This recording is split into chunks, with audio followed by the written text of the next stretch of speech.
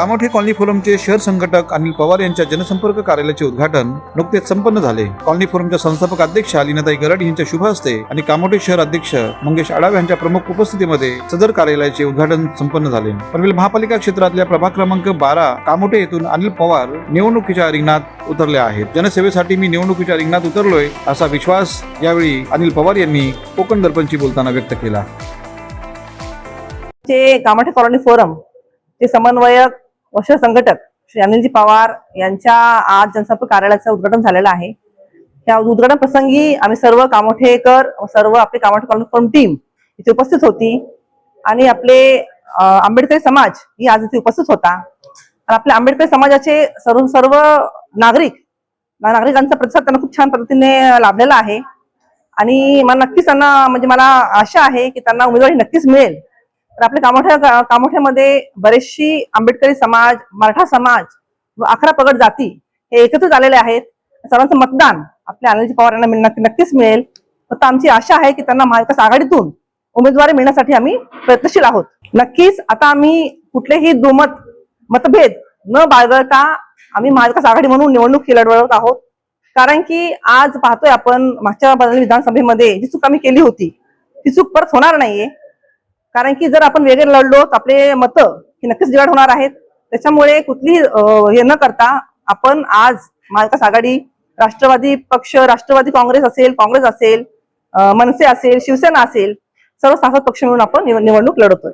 तेव्हाची परिस्थिती वेगळी होती, त्यावेळेस कुठेही आपल्याला विचारलं गेलं नव्हतं, पण नंतर आमचे जे कोणी महाविकास आघाडीचे आपले नेते आहेत त्यांच्याशी समन्वय साधून त्यांच्याकडून आम्हाला आश्वासन दिलं गेलं की आपला आणि आपल्या सहकाऱ्यांचा मान सन्मान हा राखला जाईल। त्याच्यानंतर आम्ही हे एकत्र येऊन हा विचार करून आम्ही एकत्र येऊन लढतोय आता। नक्कीच बघा, जेव्हा आपल्याला रिंगणात उतरायचं आहे आणि निवडणूक जिंकायची आहे अशा वेळेला काही ना काही कॉम्प्रोमाइज आपल्याला करावं लागणार आहे, कारण ही निवडणूक एका मोठ्या ताकदीच्या विरोधात आहे। त्याच्यामुळे आपल्याला असं कुठलेही निर्णय घेऊन चालणार नाहीये। त्याच्यामुळे सर्वांचा समन्वय साधून आपण आज एकत्र आलेलो आहोत। असं काहीच कारण नाहीये, कारण कॉलनी फोरमचा जन्म झाला आहे 2014 मध्येच। त्यानंतर आम्ही बीजेपी मध्ये होतो तेव्हाही कॉलनी फोरम जिवंत होती। आज आम्ही सेनेमध्ये आहोत तरी कॉलनी फोरम जिवंत आहे। ही एक सामाजिक संस्था आहे, सामाजिक संघटना आहे जी कॉलनीमधील राहणाऱ्या नागरिकांसाठी ही संघटना आपण तयार केलेली आहे आणि कॉलनीमधील नागरिकांना सर्व सोयी सुद्धा मिळावी, त्यांना न्याय मिळावा यासाठी आपण ही संघटना उभी केलेली आहे आणि आजही आम्ही कॉलनी फोरम म्हणून जिवंतच आहोत आणि कायम राहणार आहोत। आपल्याला माहितच आहे की भारतीय जनता पार्टीची जुनी सवय आहे चांगले उमेदवार फोडून घ्यायचे आणि एखाद्याला वीक करायचं, एखाद्याला कमजोर करायचं। पण आपले मधुपाटजी पाटील साहेब हे कॉलनी फोरमचे महत्वाचं अंग आहे, आजही आहेत। त्यांनी शिवसेना सोडलेली आहे, त्यांनी काही पक्ष बदललेला नाही, त्यांनी फक्त पक्ष बदललाय आणि कॉलनी फोरम सोडलेली नाही। नमस्कार, सर्वांनीच अनिल पवार साहेबांबद्दल आपलं प्रेम व्यक्त केले याला मनोगत म्हणता येणार नाही, कारण इथं येणारा प्रत्येक माणूस हा आपुलकीने त्यांच्याबद्दल बोलत होता। आता सर्वांनीच कामोठ्याच्या समस्यांबद्दल बोलून झालेला आहे। आज अनिल पवार यांच्यासारखी व्यक्ती नगरसेवक म्हणून आपल्याला का पाहिजे आपण यावर बोलूया। आज ज्या प्रभागामधून अनिल पवार साहेब उमेदवारी अर्ज दाखल करणार आहे त्या प्रभागामधून, त्या प्रवर्गामधून जो व्यक्ती निवडून आला त्याने समाजासाठी काय केलं, त्याने नागरिकांसाठी काय केलं याचा विचार आपल्याला करता आला पाहिजे की नेमका हा व्यक्ती आपल्यातून निवडून येतो आणि पुढे काय करतो। आज त्या प्रभागामध्ये आपण जर फिरलात तर रस्ते नाहीये, म्हणजे खड्डेच आहे, चालायला फुटपाथ नाहीये, म्हणजे महानगरपालिकेकडनं आपण काही इंटरनॅशनल सुविधा एक्सपेक्ट करत नाहीये। साध्या सुविधा आहे की एक चांगला रस्ता असायला पाहिजे, तो साधा रस्ता प्रभागामध्ये नाहीये। आज कामोठे हा जवळपास 80 ते 90% इथं नोकरदार वर्ग आहे। सकाळी 8-9 वाजता आपलं घर सोडून हा जॉबला जाणारा वर्ग आहे। जर ही लोक 20 वर्षांमध्ये आपल्याला बेसिक गरज, ज्याला पाणी ही अत्यंत मूलभूत गरज आहे, ती पूर्ण करू शकत नसतील तर पुढच्या 5 वर्षांमध्ये अजून आपल्याला काय सुविधा देणार? मग यांच्यावर विश्वास ठेवायचा आहे का आपण अजून 5 वर्ष? मग आपल्याला बदल करायचा आहे।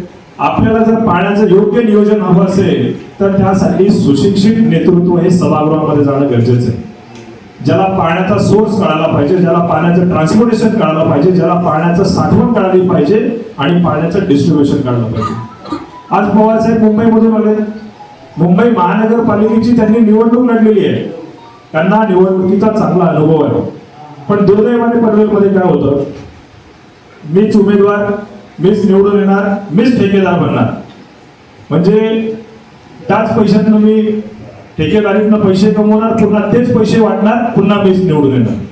आज आपल्याला कुठे हे चक्र थांबवायचं आहे. आणि हे चक्र थांबवायचं असेल तर ही जबाबदारी एकट्या कॉलनी फोरमची नाही, कुठल्या पक्षाची नाही, तर ही जबाबदारी आपल्या सर्वांची सुज्ञ मतदार म्हणून आहे. आज या ठिकाणी कामोठे शहरामध्ये ज्या काही मूलभूत गरजेच्या ज्या समस्या आहेत त्या समस्या विरुद्ध लीनाताई गरडच्या मार्गदर्शनाखाली आम्ही गेले 5 वर्ष लढत आहोत. त्यामुळे या समस्या दूर करण्यासाठी आणि लोकांच्या जनसंपर्कात राहण्यासाठी आम्ही अवेलेबल असू या उद्देशाने आम्ही हे जनसंपर्क कार्यालय केलं आहे. आणि लीनाताई गरडच्या हस्ते कार्यालयाचं उद्घाटन होणं हे माझ्यासाठी फार मोठ्या अभिमानाची गोष्ट आहे. 2007ला मी मुंबई महानगरपालिकेची जी निवडणूक लढवली होती ती लोकशाही पद्धतीने सामोपचाराने लढवलेली निवडणूक होती. त्यामध्ये आर्थिक असा जो प्रकार त्या महानगरपालिके मुंबईमध्ये दिसला नाही. परंतु ह्या पनवेल महानगरपालिकेमध्ये जे ठेकेदार आहेत, आर्थिक संपत्तीनं गडगंज आहेत आणि ज्या लोकशाहीला घातक असे या ठिकाणीचे जे वास्तव आहे काही लोकांचं, ही लोकशाहीला मारक अशी निवडणूक म्हणेल मी. कारण पैशाच्या जोरावर आम्ही काही करू शकतो आणि उमेदवारांना सुद्धा आम्ही विकत घेऊ शकतो, अशा घाणेरड्या वृत्तीत हे लोक जगत आहेत.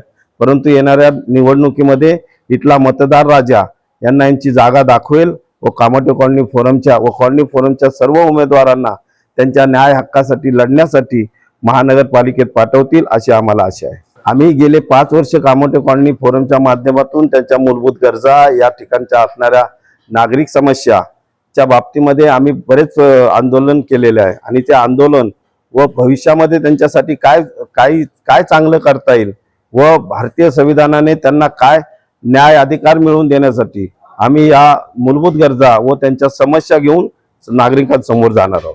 कामोठ्याच्या मूलभूत समस्या पाणी, गटारे व हॉस्पिटल, शाळा व जनतेवर लादलेला मालमत्ता कर, ह्या ज्या मूलभूत म्हणजे मानवतेच्या दृष्टिकोनातून लोकशाहीतून लोकांना दिलेल्या मूलभूत गरजावर आणि मूलभूत हक्कावर ज्यांनी गदा आणलेली आहे, त्या मूलभूत हक्कावर ज्यांनी गदा आणली त्या सर्व लोकांना चिरडून टाकण्याचं काम आम्ही कामोठे कॉलनीच्या माध्यमातून करणार आहोत.